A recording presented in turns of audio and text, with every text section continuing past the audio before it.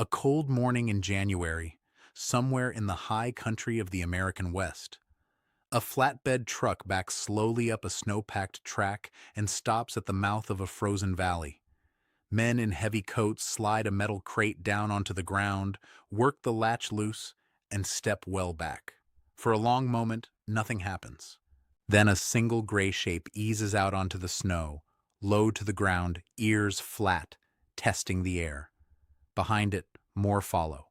14 wolves in all, blinking at a landscape that had not held a single one of their kind in roughly 70 years. The people who ran that operation were hoping mostly that the animals would simply stay, that they wouldn't bolt straight over the ridgeline and vanish, that they wouldn't starve in an unfamiliar country or get shot the moment they crossed the boundary line. 14 animals is a frighteningly thin thread to hang a whole reintroduction on. One hard winter, one wave of disease, one bad season, and the entire experiment could quietly collapse.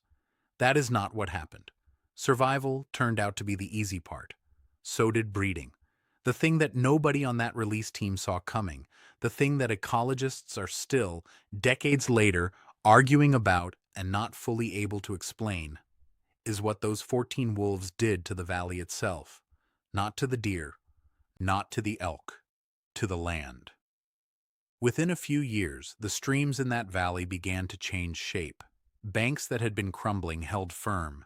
Channels that had been spreading wide and shallow pulled themselves back into deep, winding curves. Trees that hadn't grown there in living memory came back. The rivers, in a sense nobody had a tidy explanation for, started to move.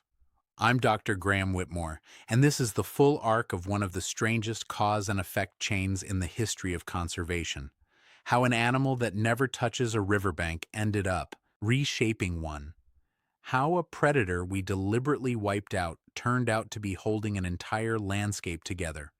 And what the long-term data is now revealing about everything that quietly fell apart in the 70 years it was gone.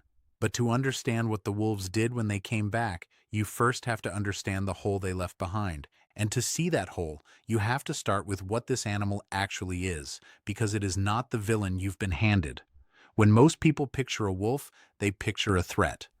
The thing at the edge of the firelight in every old story, the killer of livestock, the animal humans have spent centuries trying to erase.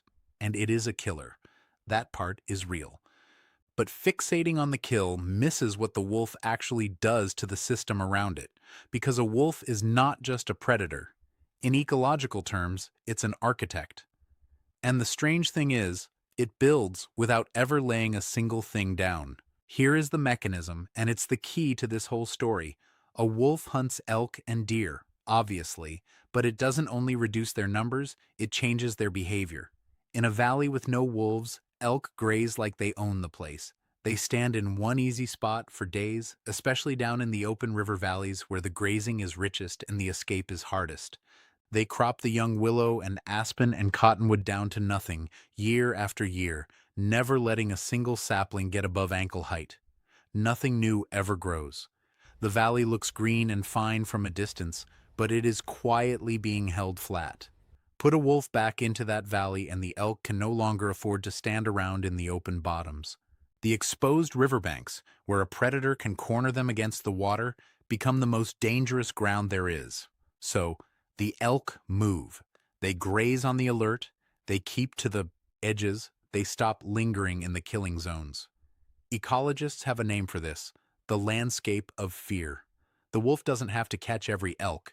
It only has to make the valley floor a place an elk no longer wants to stand still.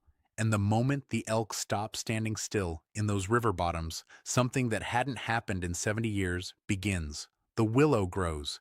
And once the willow grows, the dominoes start to fall. But we'll come back to that, because to feel the weight of it, you need to know how completely this animal was erased in the first place. The wolf didn't fade out of the American West by accident. It was removed on purpose, as policy, with the full backing of the government.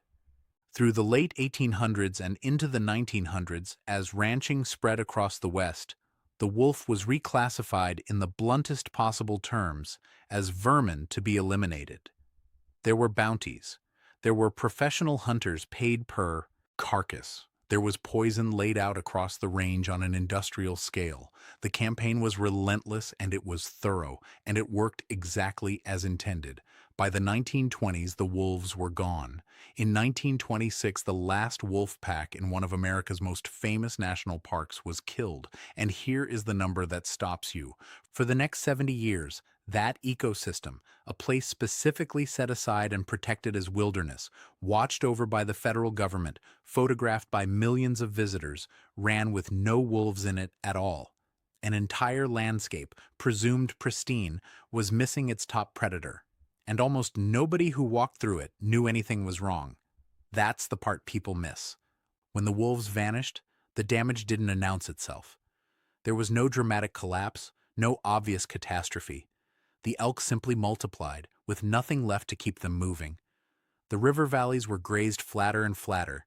The young trees never made it past seedlings.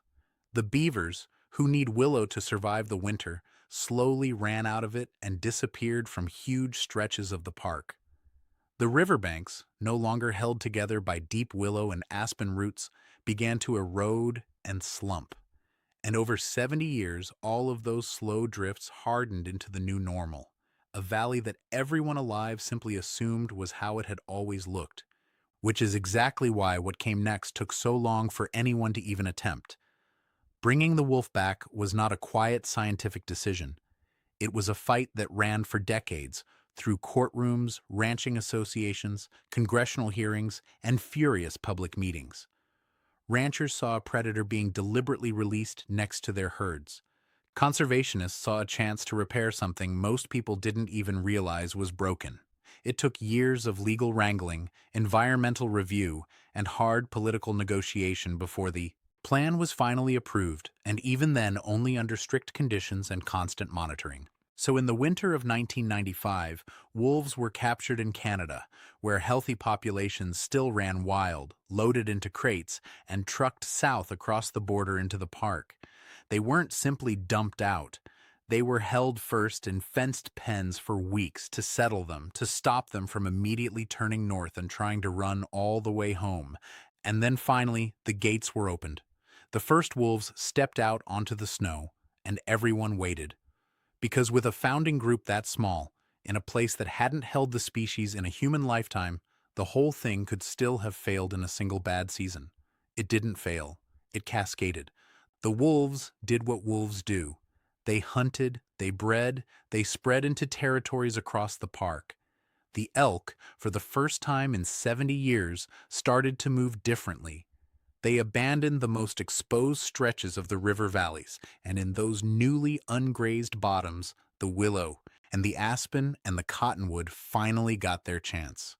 Within a few years, saplings that had never cleared ankle height in 7 decades were shooting up past head height. That was the first domino. Everyone after it fell on its own, and the trees brought the birds. As the willow thickened along the streams and the aspen climbed, songbirds that need that streamside growth, warblers, flycatchers, and others that had thinned out badly in the bare years, moved back into the canopy that had finally returned. Beds of willow that had been cropped to stubble for a lifetime were suddenly tall enough to nest in, and the valley that had gone quiet began, layer by layer, to fill with sound again. It's a small detail, easy to miss against the drama of wolves and rivers, but it's exactly the kind of thing that tells an ecologist the system isn't just surviving, it's genuinely reassembling itself from the ground up.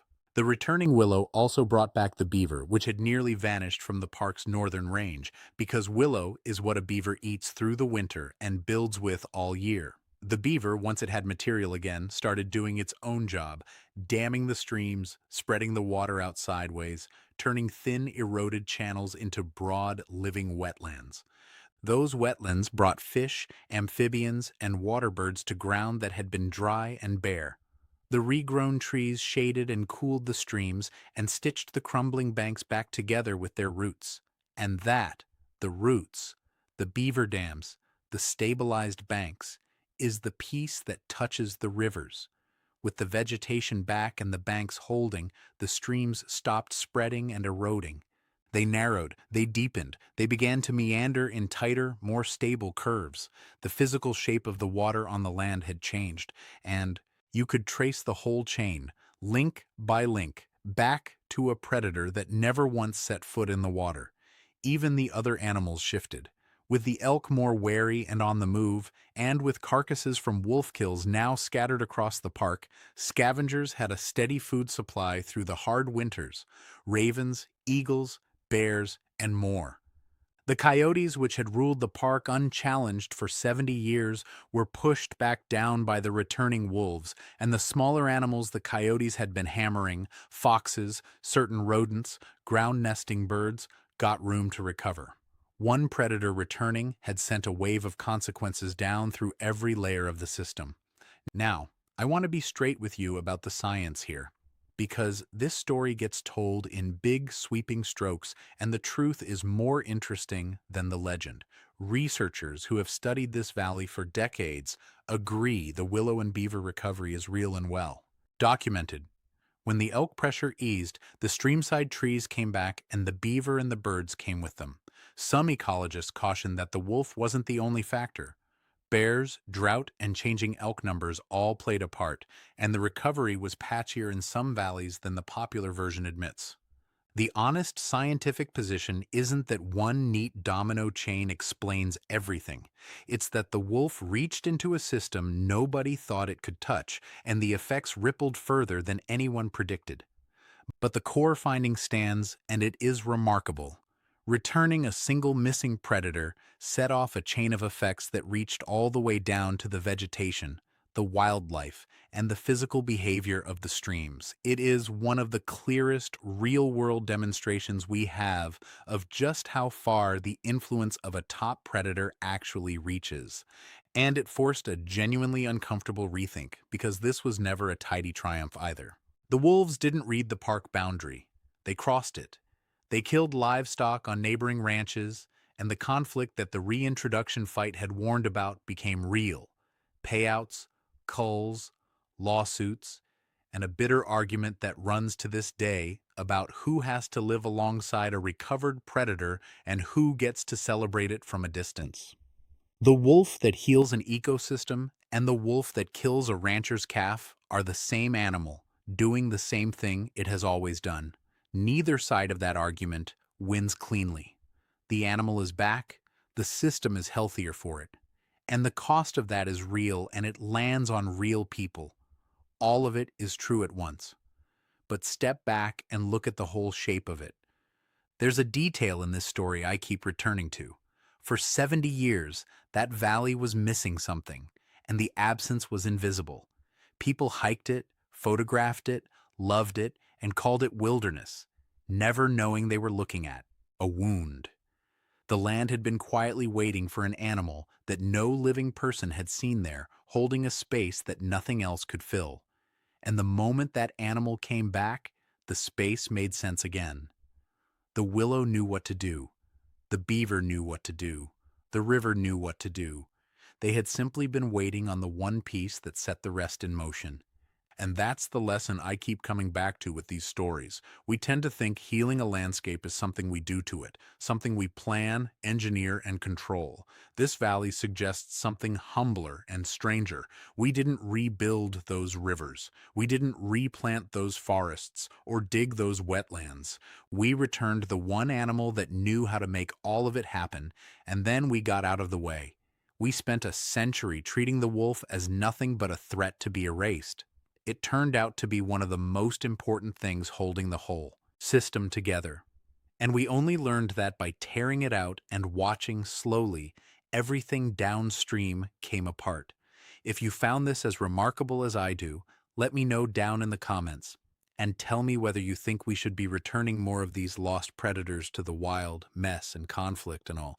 If it changed the way you think about what a healthy wilderness actually is, share it with someone who'd appreciate it. And subscribe, because there are more of these comeback stories than you'd ever guess. And I've got plenty more to tell you. I'm Dr. Graham Whitmore, and I will see you in the next video.